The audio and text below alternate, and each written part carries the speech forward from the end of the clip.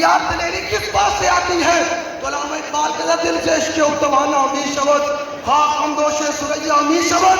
اقبال کا بندہ دنیا میں دلیر ہی ہوتا جو دل میں رسول اللہ دی محبت ہو. پھر دنیا نے دیکھا ایک بابا جی تھے, ساری دنیا نے دیکھا تو پھر پیر نے عالم شاہ صاحب بولے فرمانے عشق دا ذائقہ ذوق والا, عشق دا ذائقہ جس چکھ لیا سوئی جان دائی. ہر ایک اس کو بھی تکلیف ہے لوگوں نے.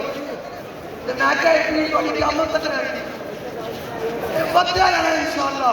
جو حضور دے غلاماں نے اس طرح آ کے بابا جی سلام پیش کر دے رہنا ہے. وہ چلا گیا نا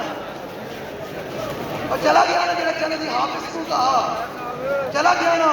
یہ پانی ہے یہ ارباب طرز کی کرسی, قائم ہے فقط رب کی کرسی. جسٹس ہو وزیر اعظم کے صدر, دیمک کی لپیٹ میں ہے سب. یہ تو چلا گیا نا.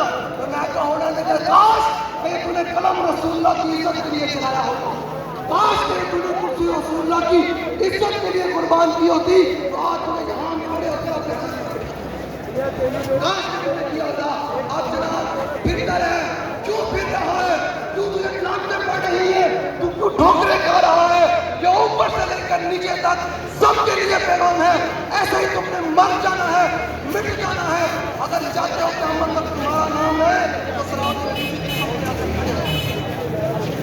آکر خالد بن ولید کی صف میں آ کر کھڑے ہو جاؤ. اگر چاہتے ہو کہ مطلب تمہارا نام رہے تو میں کہا اگر تم یہ چاہتے ہو تمہاری ذلت رہے تو پھر یہی اعلیٰ حضرت ہے تھوڑی کل کی عالم مطلب جو حضور کے در سے دور ہوا تو پھر کے گلی گلی تباہ ٹھوکریں سب کی کھائے کیوں.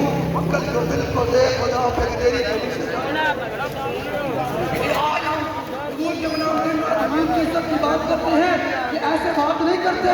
سیدنا صدیق اکبر نے ہمیں یہ اصول بتا دیا. جب حضور کے ساتھ حجت والی رات جا رہے تھے تو کبھی صدیق اکبر آگے چلتے, کبھی پیچھے چلتے, کبھی دائیں چلتے, کبھی بائیں چلتے.